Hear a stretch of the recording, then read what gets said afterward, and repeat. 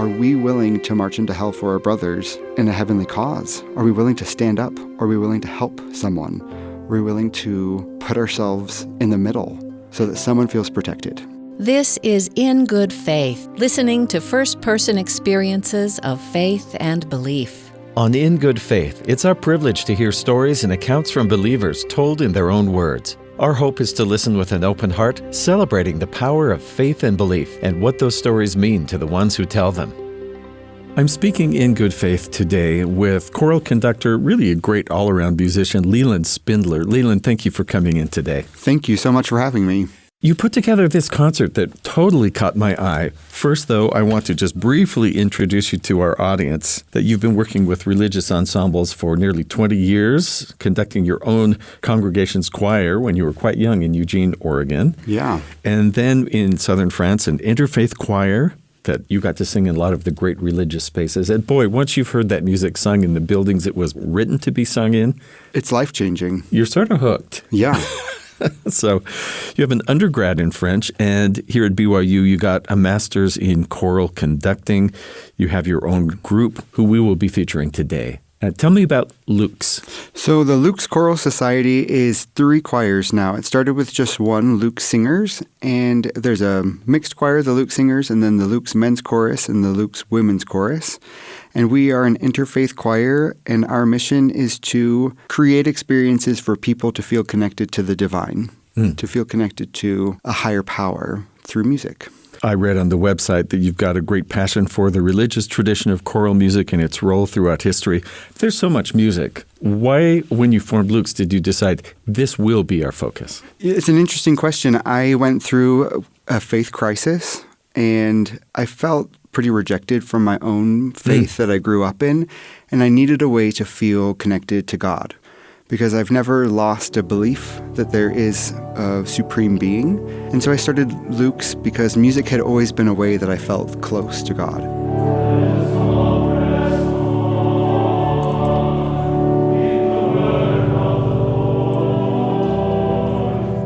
I knew that if I was struggling, there were probably lots of other people who struggled. So my choirs are just full of people who, some are in faith transition, some of them are in faith crisis, some of them are really secure in their faith, but we all just come together to help people feel the love of God. And talk about this Latin word, Lux. Lux, yeah. Lux is Latin for light. And so we hope to share the light that comes from sacred choral music with people. You know, I talk to so many people of different faiths about the things that connect them to God. Sometimes it's a personal practice of study or meditation. Sometimes it's when they're serving people. But there are quite a few who say, well, and music. Yeah. Just like, almost like, well, and of course, that's a given. And for me, that's like numero uno. Ding, ding, ding, ring the bell. Like, that connects me to God. It has this strange, profound power to connect directly to the soul. And when it's sacred choral music, I think it connects our soul to the divine. There's a term that kind of goes around called thin spaces, creating thin spaces. And I think that music is one of the most profound ways that we create that thin space between us and God. Interesting. And it sounds like you recognize this really early in your life. Yeah, you know, I come from a not very musical family. My dad can't match pitch, and we used to go caroling every Christmas, and people would just kind of slowly close the door on us once they would hear us singing. But my grandma was very musical, and when I would spend my summers there, they would sing to me as my morning alarm clock. My grandma and grandpa would come in and sing to me, and I recognized really early on the power that music had to help me feel things, especially times when I tried really hard not to feel anything. It was music that helped me stay connected to my humanity.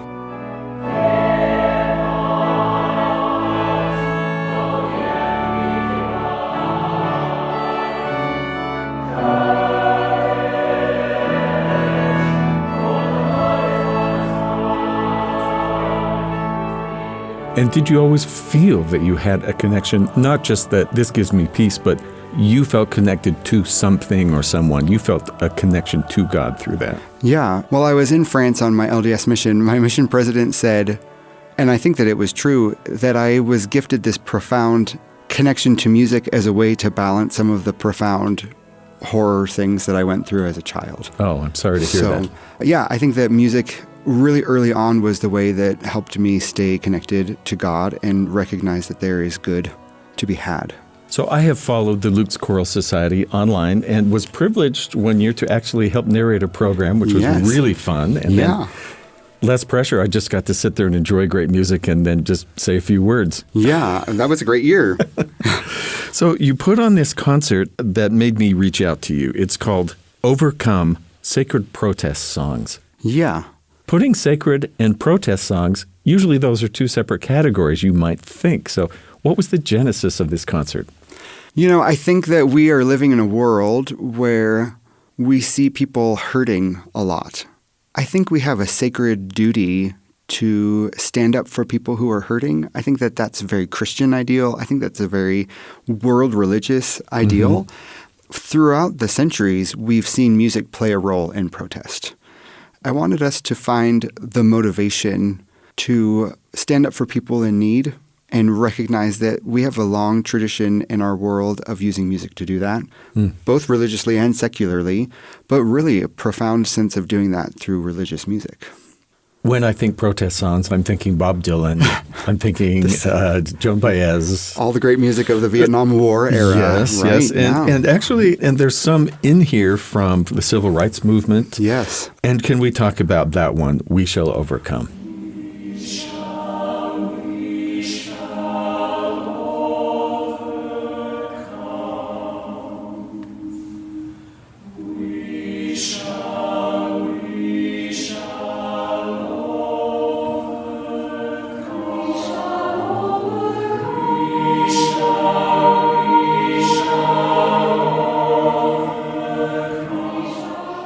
We Shall Overcome. This is just a standard anthem. Yeah, sung by the protesters marching in Selma with Martin Luther King. It has become one of America's greatest songs of protest. And it's also a heartfelt reminder that even though our life is kind of designed to force us to overcome hard situations, we can do it together. You don't have to walk alone. We can overcome someday, and we can live in peace. And we need that more in our world than ever.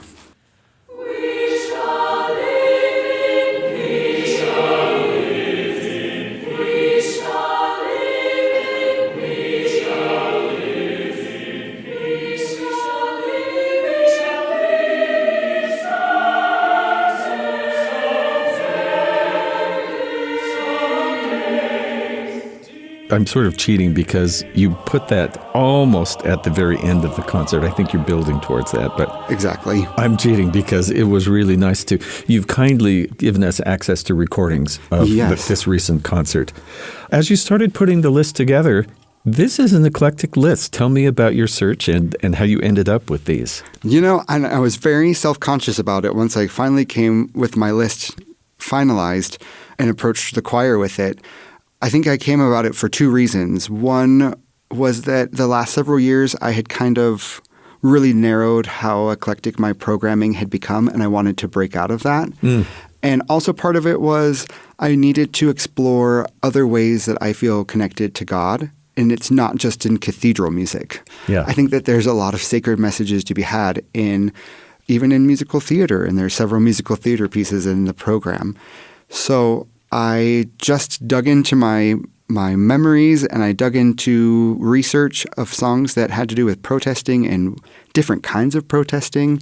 I had a long list and just kind of narrowed it down. I have a requisite before I'll program a song, and it's that song has to have made me cry at some point.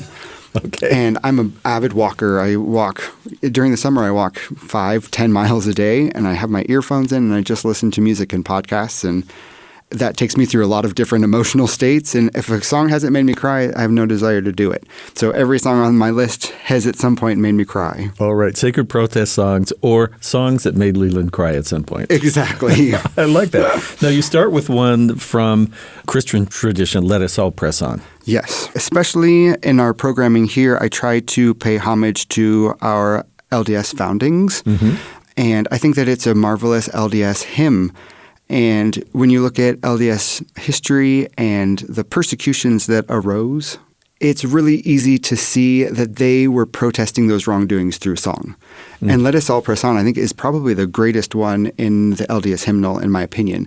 It wasn't written with that intent, but I think that it was felt by the people that way. Press on. Though the enemies deride, they're not going to stop us. We're going to move on, and we're going to keep doing what we have to do because it's what God wants us to do. Yeah, this whole, we have to keep going because they see a goal in mind. Yeah. And to move forward without fear. That's really hard to do. And it's its own way of activism. And I think that protest is really directly tied to being an activist. Which a lot of people come to because of their religious convictions or their, what they would call their care for their fellow men. Absolutely. Fellow beings. And I think sometimes we get activism wrong. I think we think it means you have to chain yourself to a tree or get arrested or burn something down. I'm from Oregon. We have a lot of people that tie themselves to trees. But I really like this quote. This is by Karen Walrond, and she said, "Activism is being led by your values to do something that helps other people and makes the world brighter for other people." And I think that that's similar to what protesting is.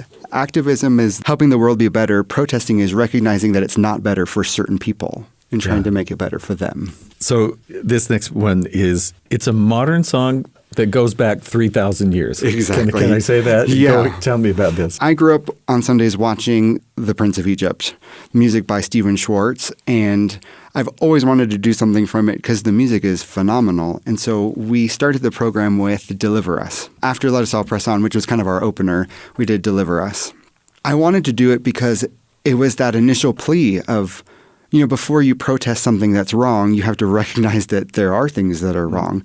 And that was what Deliver Us was for me. It kind of set the stage of, deliver us, we're enslaved, there's a land you promised us, you promised us all these things and they haven't happened and we're suffering. So what happens now? Who's going to stand up for us? Who's going to get us to the promised land? And it kind of sets the stage for the whole program. It's not just protest. The song is a prayer. It's a prayer, absolutely. Interesting. And then Steal Away is traditional. Steal Away, yeah. American piece.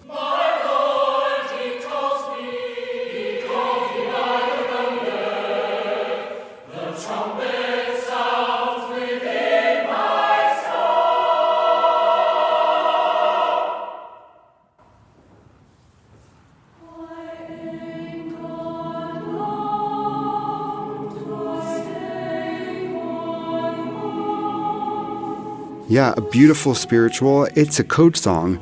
So spiritual code songs were ways that enslaved Africans passed messages to each other. One of the most famous ones is Wade in the Water. And it was a way of saying there are dogs out, they're trying to catch your scent, get in the water to make it so they can't find you. For all the times I've heard that, I didn't know that connection. Yeah, isn't that interesting? So Steal Away's message was, it was a song to gather. And most enslaved people weren't allowed to worship the way that they wanted to, so they would worship in secret. So Steal Away was assigned to get together so we could worship, and it was also assigned to get together so we could plan escape. So it was a code song, and by that very nature, that was a form of protesting. It was a way of saying God has better things for us than to work for white enslavers, Yeah. And it was their way of taking power for themselves.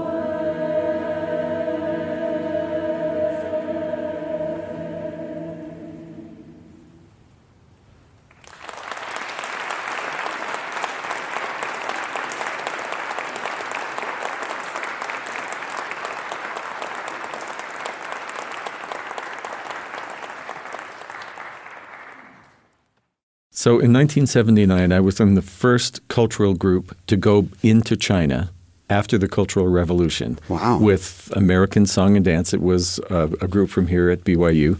And we actually had to audition in the airport all of the songs, like get up, sing them. And they were asking, well, what's the political meaning of the Three Bears and Goldilocks? It was like, oh, goodness. this is just entertainment. It's a children's story. And it was just a new concept to them that there were songs that were not strictly political. But we did learn this song, Moli Hua, about the flower. So I'm so curious why this is in here.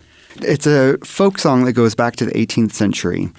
And it's probably the most well-known Chinese folk song. It was used in Puccini's Turandot opera. That was how it was introduced to the West. But in more recent years, it has been co-opted as a way of protesting the more extreme oppression of freedom in China. So it's part of the Jasmine Revolution, which is a way of... So even this song about the beauty and the scent and the delicacy of the jasmine flower does take on a political aspect. Yeah, and I don't think it was intended that way by any means, but I think people have added that meaning to it. And also the jasmine represents purity in Chinese culture. So saying, I'm going to take this jasmine, this pure thing, and give it to you, I think that that's a really sacred offering also. And so the idea that Moli Hua is being used to say, we're going to take this sacred part of ourselves and not let it be squashed anymore, let it be seen by the world, I think is a really beautiful idea and such a beautiful song.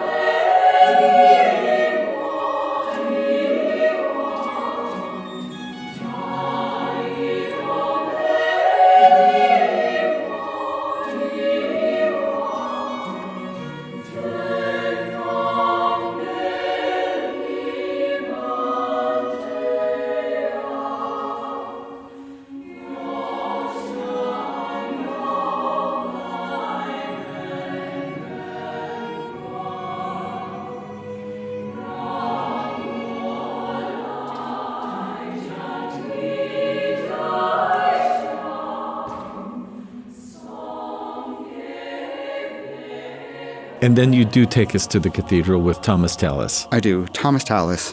What, late 1600s? Yeah, English Renaissance composer. And what a life. He was the court composer and served under 4 monarchs, starting with Henry. And then, of course, Henry died and ending with Elizabeth I. Through all of that, and he lived in a time in England when we were constantly going back and forth between Catholicism and Anglicanism. And Anglicanism, by its very nature, is a Protestant religion. And what I found really fascinating about Tallis is that he was very adept at writing in both religious genres. He felt very at home writing Catholic music in Latin. He also felt very at home writing anthems for the Anglican Church. And no matter what the monarch was, he felt comfortable writing because he was true to himself and his religious thoughts. And I think that that's a form of protest, saying no matter how turbulent the world is around me, I can remain calm and I can remain steadfast in my truth.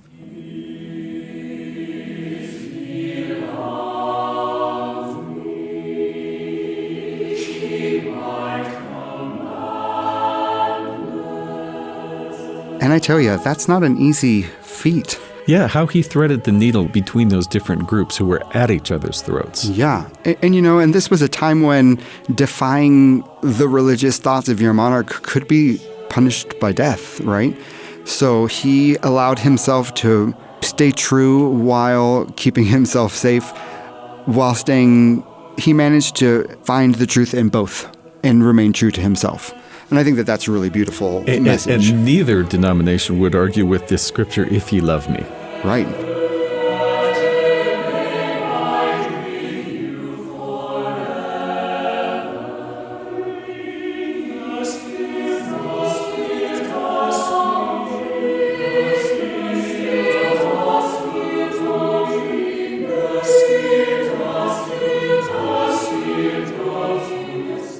And you know, Chalice is a fascinating character. Him and William Byrd, who wrote together, were granted printing rights by Elizabeth I, exclusive printing rights. So they were the only composers in England allowed to publish their music through a printing press. Wow. Which only the Queen could offer. So that shows that even though he didn't always have the same religious views, he was true enough to himself that he was respected, regardless who the monarch was.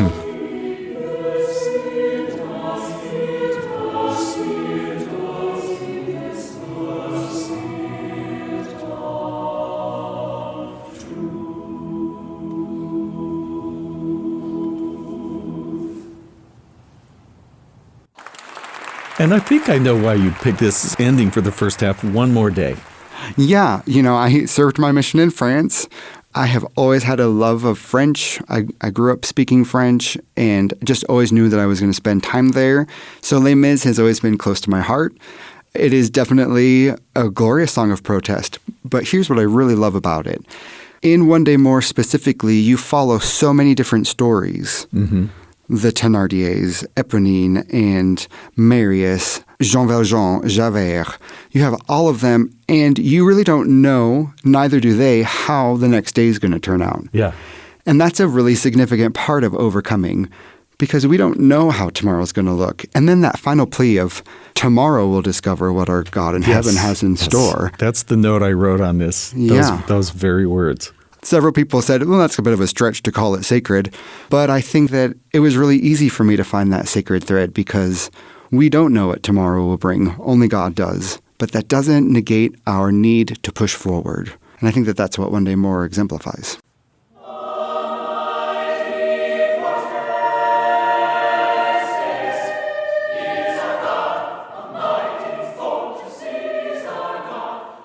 And then after intermission, you start with, it's really just about refuge in the Lord, but because it was written by Martin Luther, it falls into that category. Yeah, and you know, I think Martin Luther would probably be shocked to be known as a Protestant. He remained very steadfast in his Catholic faith his whole life, but he obviously posted his famous theses, yes, which was the birth of the Protestant movement.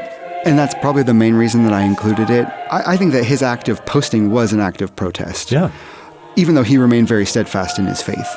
Yeah, he wasn't saying, this is all wrong, I'm out of here. He was saying, we need to change some things here. Yeah, we need to do better, I think is what he was saying. Reform, Reformation. Yeah.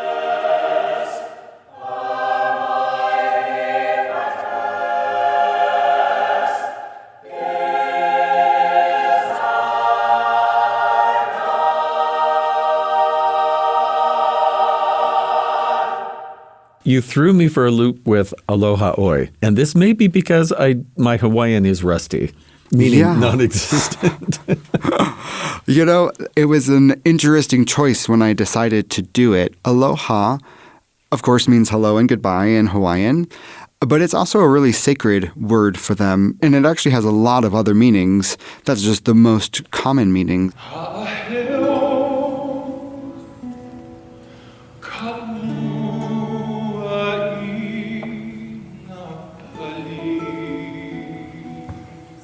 But really, aloha, that idea of the aloha in me or the sacred in me greets the sacred in you is really important. But I think the real crux of the matter is that it was written by their last monarch, their last queen. And when the United States took over, she was imprisoned in her palace, and there she wrote quite a few songs. But what I love about the message is that her form of protest was a peaceful protest of saying, no matter who comes, we are Hawaiian. We will be true to ourselves. We will be constant, and I will be with you again. And I think that's really beautiful.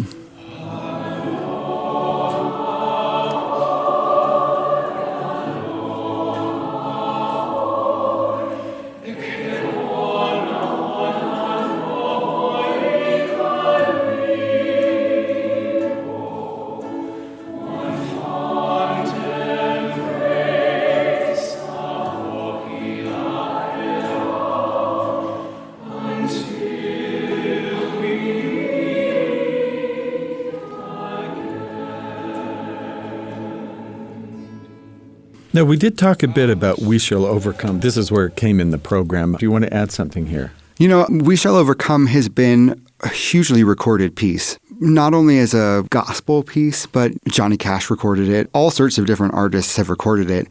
I always get a little nervous doing something that's so common because I have to ask myself, do I have anything different to say about it? And we kind of did our own take on it. Being a predominantly white choir, we didn't want to make it feel false to us, but we also wanted to respect its history and its tradition. And I think that we came away with a real profound respect for the civil rights movement, for this really beautiful idea that through trial and through the process of overcoming, we find a lot of hope.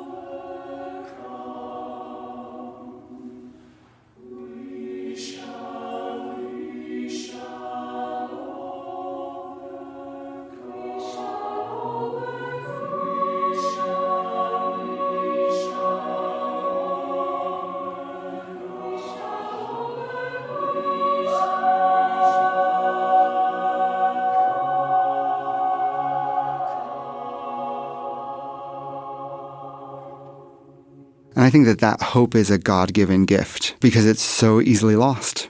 A lot of the things that God gives us can be easily lost if they're not tended to. You wonder how people, when facing discouragement, or the people facing them at the other end of the Edmund Pettus Bridge, how did they keep going? That's what I've wondered. What was that hope? I think it was that last verse, we shall live in peace. I think that was the hope. And that dream's still not realized fully.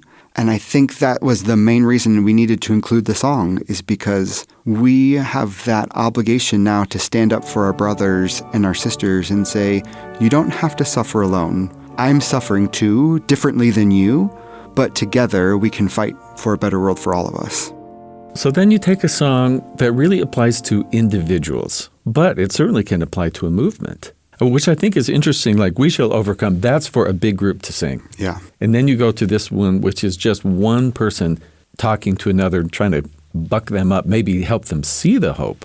Why did you pick this one? You know, I really had struggled where to put it in the program because this is Hold On from the Secret Garden. We Shall Overcome is such a universal thing, and Hold On is such a personal experience. And I think that that's why I ended up putting it there, because it's really easy to get caught up in the momentum of a big movement, and then it loses steam really fast because it's not really directly relating to you. Mm-hmm. And so I wanted to follow that up with something that was really intimately personal. For me, this song has been a way that I've gotten through a lot of struggle. That verse, when you see a man who's raging, I think we've all had that in our life. People who, whether it's jealousy or anger, who try and put you down and stop you from being who you are. And being able to say, I'm going to wait you out because you're not that important, and I'm going to move forward and I'm going to be me. I think that that's a really hard message and a really important message. They talk about angels coming and supporting you. And, my grandma passed away right after I got home from my mission. And, I started Luke several years later. Every concert I've ever conducted, I feel her with me. She was a conductor too. Wow. And so I just feel her conducting with me, and I feel like she brings her own celestial choir along to sing with mine. And that's why that song was so important to me, because I think that when we really struggle, when we're really hurting, we have angels that come and accompany us. And sometimes the best form of protest is just moving forward. This happens in the show where sort of a possibly middle-aged, maybe not that much older than the child, someone is giving advice to a child. And in that line, it's this day, not you, that's going to pass away. Yeah. We live in a world with so much mental illness. I think that idea of thinking that it's you who needs to pass away is really common, and it's really painful. And I think we sit there, people who suffer with depression and PTSD and anxiety, and they just are able to convince themselves that they're not that important, that if they were to leave, no one would really be bothered. I know that I did. And to recognize it's this day that's going to pass away. This moment in time is going to pass. You need to stay because you're important here. Yeah. You're needed here. You'll still be here after that storm has blown by. Exactly. What was it like getting a choir on board? Like, hey, I have this interesting idea, and these are not the songs you think I'm going to have chosen for this topic. When I first approached my board with it, I think that they were really nervous about it, especially considering our general religious community here, thinking about songs of protesting the established religion doesn't necessarily bode well. And so I just needed to approach the choir and remind them that we're all activists in a way by our very mission of trying to share light with the world, with people that feel like they're in darkness. Once I talked them through that part of the program, they were on board right away. In fact, they were really excited about it. They really felt passionate about helping people recognize their role to make the world better. So when you performed this, how did you set up the audience for them to understand these very things we are talking about? So why this song, and how to look through it through a different lens than you might have before? I talked to the audience a little bit about it, and then I had different choir members talk throughout the concert. And I just shared with the audience that protest songs, just kind of like how you said, the first thing we think about is the songs of the Vietnam War. That's the first thing that comes to my mind. I teach a class about music appreciation, and we spent How many roads must right? I think of like The Association and Requiem for the Masses. All these beautiful songs of protest, or really painful songs of protest. I wanted the audience to remember that this is a centuries-old tradition. I mean, Stephen Schwartz obviously isn't centuries old, but I'm sure that the Jewish people, while they were enslaved, sang songs about getting to the promised land. And I just wanted everyone to feel, by the time they left, that they could do something to help their brother or to help their sister. It was a totally sold-out group. There was people standing all around the sides. So that message really resonated with people. They wanted to come hear about how is their sacred protest? How does that work? Yeah. And how can I use that in my life? Because that implies that might even be godly work. Yeah, I think it does. And I think it is. What a concept. Right? I think when you talk about the Sermon on the Mount, I think that he asks us to be protesters and activists. In his own way. And then you wind it up with the song about the great division between citizens of the U.S. with the North and South. Yeah, the great Civil War anthem of Battle Hymn of the Republic.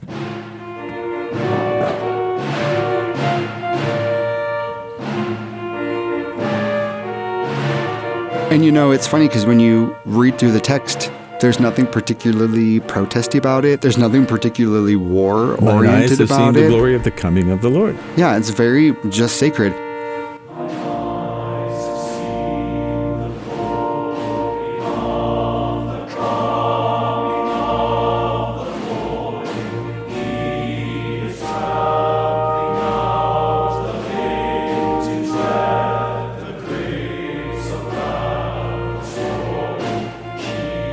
Battle Hymn of the Republic is a very fascinating hymn because it's really the accumulation of 3 different hymns.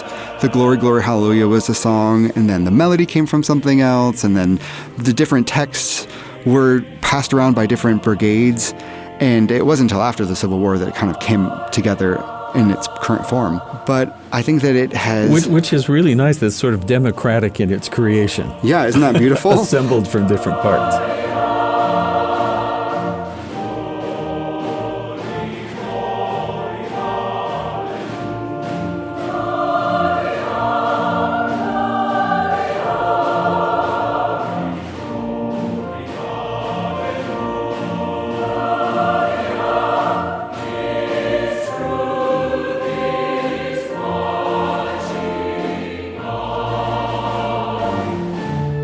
And I think that coming from the Civil War, it is a song of overcoming and of protest, and it's probably one of the greatest hymns to come through the American classical tradition. What I love about it is that it is completely focused on Christ, because the second verse is one of my favorites. So the second verse, I have seen him in the watchfires of 100 circling camps. They have builded him an altar in the evening dews and damps.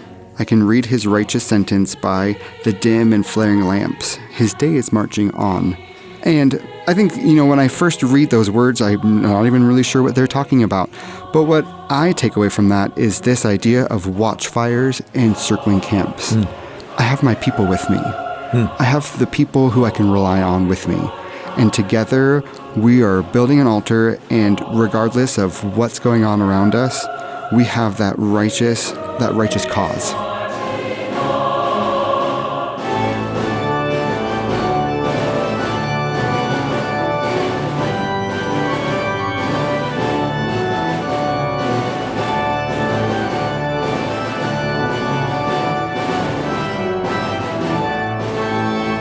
I'm often reminded of the lyric from Men of La Mancha, to be willing to march into hell for a heavenly cause. Mm-hmm. And I think that that's kind of embedded in this song too. And really it's embedded in the entire program and in protesting in general. Are we willing to march into hell for our brothers in a heavenly cause? Are we willing to stand up? Are we willing to help someone? Are we willing to put ourselves in the middle so that someone feels protected? And see ourselves as someone's neighbor. We maybe haven't seen ourselves as their neighbor before. Yeah.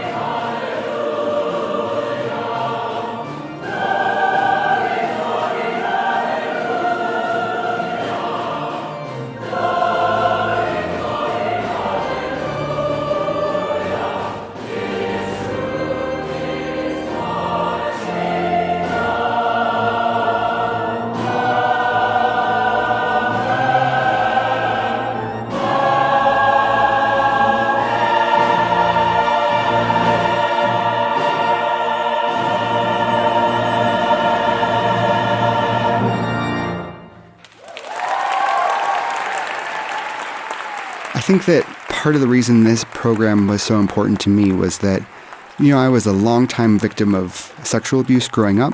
I was a victim of domestic violence as an adult. in several different relationships. Oh, I'm so sorry. And there are so many times when I wished that someone would notice what was going on, that they wouldn't ignore the bruises, that someone would be willing to march into hell for me. And I had a rough experience where there was a violent encounter, and it was a trucker who pulled over and separated the situation and waited for the police to come. And that experience changed my life because it got me out of a really bad situation. But also it reminded me that rich or poor, white or black, we all have a responsibility to our brother. And while all these cars passed by, it was a trucker that pulled over and helped me in my time of need. We all have that responsibility to pull over and help our brother in their time of need. That is a great image, and I appreciate your vulnerability in sharing that, which kind of shows why this topic and why these songs were so important to you. Yeah. So what response do you get from audience members? You know, I got so many emails and so many comments after just thanking us for taking such a new look at our programming and teaching them something in a way that wasn't force-fed, which can be pretty common. But people just told me that they wanted to be better at helping people. I think that that's in a world where we're too tied to our phones, we're too tied to streaming, where we're too willing to drive by. I can think of no better form of protest than just being more human to our fellow people. Beautifully said. Leland Spindler is the artistic director, conductor of the Luke's Choral Society. Find them online at Luke's, that's L-U-X, lukeschoralsociety.org. Leland, thank you for some really great insights into some of these songs that is going to make me hear them in the future in a different way. I really appreciate that. Thank you for coming and speaking in good faith today. Thank you so much for having me. Don't touch that dial. After the credits, we'll give you a few of the pieces from the concert without us talking over them. Thanks to Leland Spindler and to the members of the Luke's Choral Society. Find them online at lukeschoralsociety.org. That's L-U-X. Music used by permission. This episode was produced and edited by yours truly and Heather Bigley. If you enjoy the show, the best thing you could do and make us the happiest is to leave a nice comment or a review wherever you get your podcasts. Find us on Twitter at ingoodfaithpod, Instagram and Facebook at ingoodfaithpodcast. In Good Faith is a production of BYU Radio. I'm Stephen Cap Perry. I hope you'll join me again soon right here in Good Faith. And now, the free concert.